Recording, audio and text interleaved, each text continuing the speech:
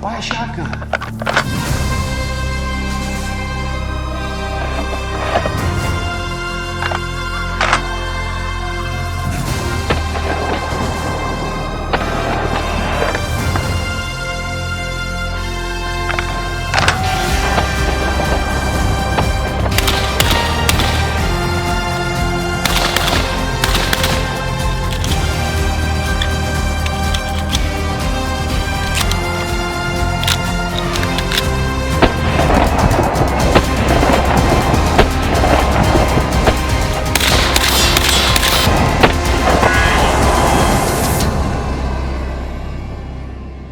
Buy a shotgun. The Beretta 1301 Tactical is possibly the best semi-auto shotgun ever made, and I know you Benelli boys are out there screaming at me right now.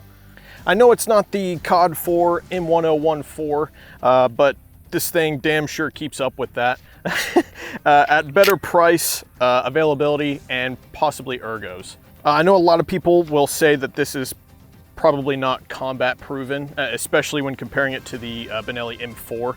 And I don't know anything about that. I don't know if this thing has been deployed. I don't know if anyone specifically, any cool guys use this gun.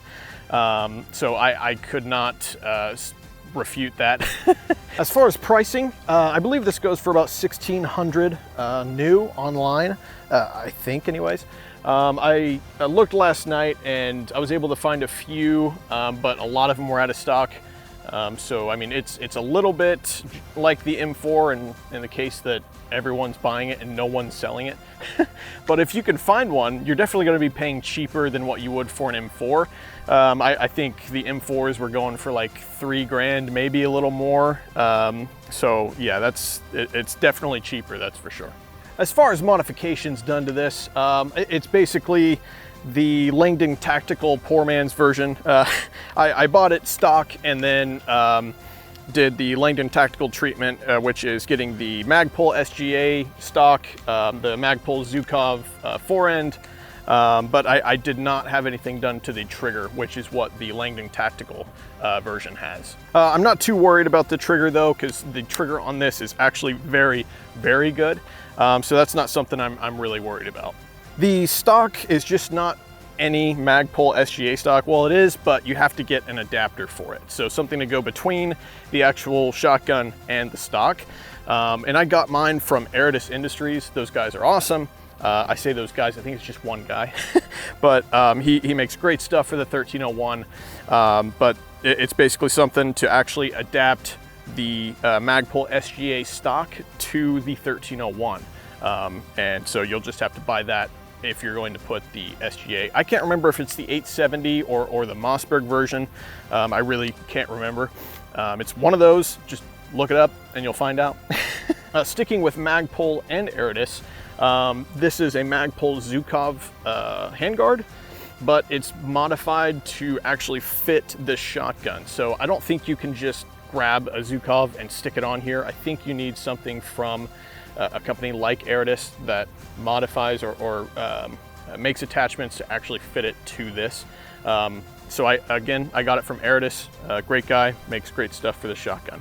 Sticking with Eritis, I have a smart follower in here. SMRT is how it's spelled, and it's really bright and green, and it has a lot of texture to it. So whether you're looking at it or you're feeling it with your thumb, you're going to know that that is not a shell and that you are empty, because you're going to be running empty a lot with shotguns. Another thing inside of the loading area is the Beretta Pro Style lifter that I added in there. It's from Beretta, so they make it, I think they include it with their competition guns or something, but it just makes it a lot easier to actually load and not get thumb bite whenever you're sticking your thumb in there and the loader or lifting gate is down and it just destroys your thumb. Yeah, this just makes it better. It's also chrome polished, so it's super smooth, super easy to clean if you have to.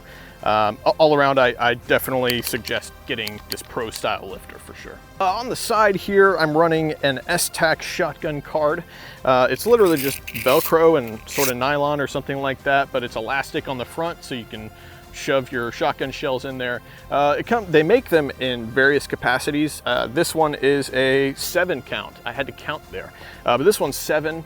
I think they make them in like 4, 5, stuff like that. I don't know. You can look it up on the internet. But it's great. You can just take it off, slap a new one on there, and you're good to go. These actually also fit in regular AR style pouches or whatever, but I mean, they fit in there. It's a little tiny bit floppy, but I mean, there's probably no way to fix that. But I mean, they fit in there. You have a way to carry it, and it's rigid too.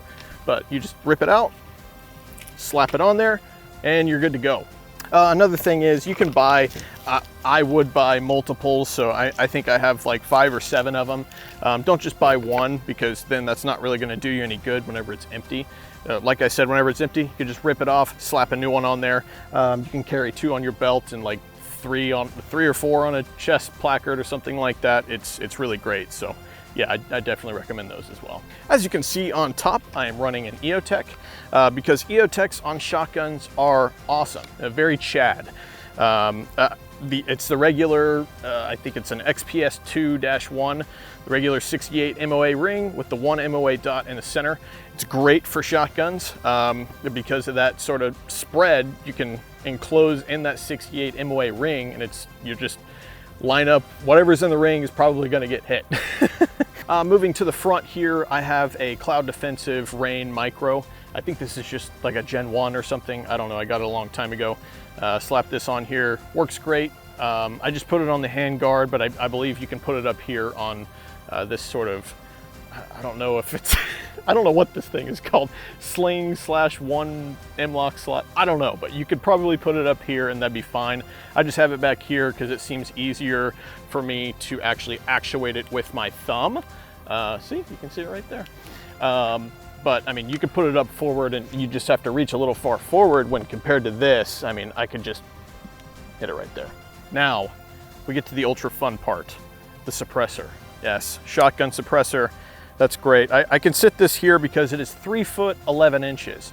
That's right, the entire thing is 3 foot 11 inches long with the full length version of this suppressor. Now, they do make a longer version. I think it goes about maybe like 11.5 inches, maybe more, maybe less. I don't know. I know this one is 8 inches long when it's in its full configuration.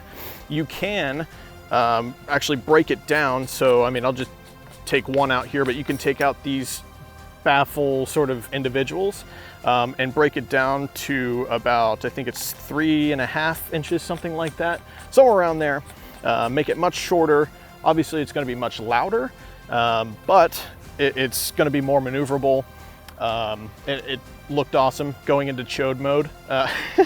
It's still pretty effective. Takes the sort of shock of 12 gauge out of the equation. I mean, 12 gauge makes a really loud boom, as a lot of you guys know, and it can be pretty jarring when shooting it a lot. But putting on a suppressor actually cuts that down quite a bit.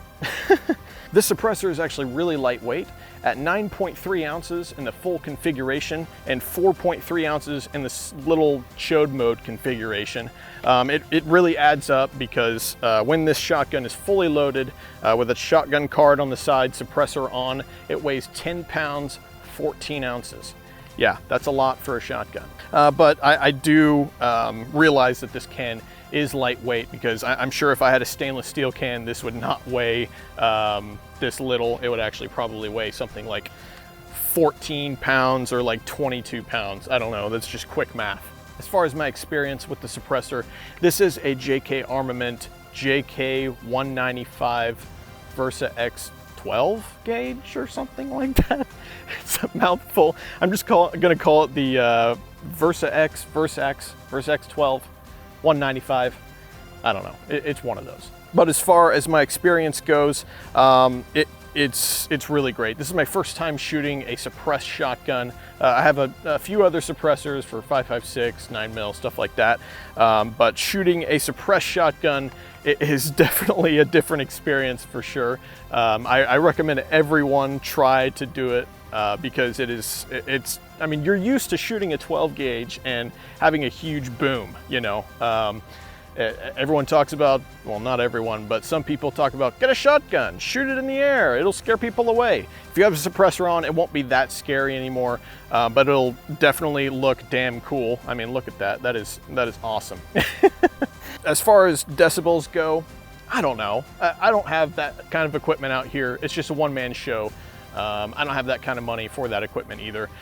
It's quiet, it's quieter. I shot it without Ear Pro. I would equate it to close to maybe like a supersonic 300 blackout out of a can, maybe a tiny bit louder. The tone is definitely much lower. It's not a high tone, it's more of a something like that. There's my Foley work. Yeah, I mean, it's definitely quieter, that's for sure.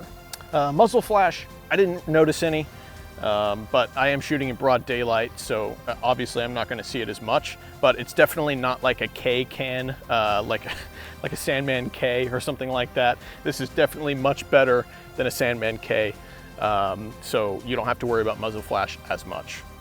As far as fun goes, again, I think anyone should shoot a 12 gauge suppressed. It is definitely a different experience than you're used to with the 12 gauge.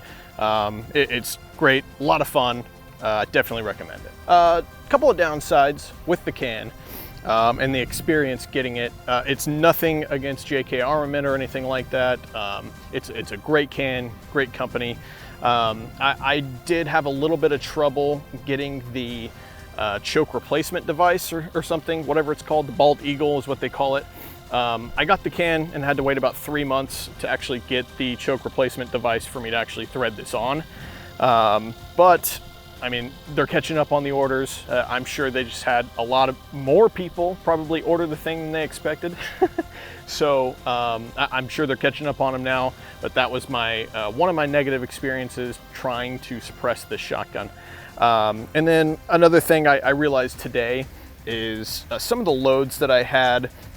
This is a full power buck load, but I mean, it may not be the best. I don't know who makes the best shells or anything like that, but I was having a little bit of trouble running these. These are like sterling buckshot. I don't know. I mean, they seem full power, but sometimes they wouldn't want to run all the way. I had another that ran perfectly fine, but some of my target loads didn't run as well through this whenever it was suppressed. The slugs ran perfectly fine. So I don't know, it's probably just finicky. Whenever it's not running suppressed, it runs perfectly fine. It takes everything and anything. So I think it's just like any other suppressed gun. You kind of got to think about the loads that you're putting into your rifle, or shotgun in this case, and go from there. Overall, this Beretta 1301 Tactical is definitely a shotgun that I would recommend to anyone and everyone. Anyone wanting a semi-auto shotgun, get this. Anyone wanting a shotgun, get this. Anyone wanting to get rid of their Benelli, get this. You know, I mean, I just recommend it. It is so fun, so smooth, looks great. I think it's in the terminal list too, and it looks badass as shit in there. So yeah, I recommend this shotgun over any shotgun that I could ever recommend, and that should say a lot. And as far as suppressing the shotgun goes, again, like I said earlier, I think everyone should. It's a lot of fun, sounds cool, it's just a great time overall, and it looks badass as shit too. Yeah, look at that. As always, I'll see you on the other side. One last thing, I just turned the camera back on after wrapping. I shot off my little hand stop today. I guess I just shot a shitload, and obviously I didn't install it correctly, but this little BCM CAG grip came off today. Pretty cool.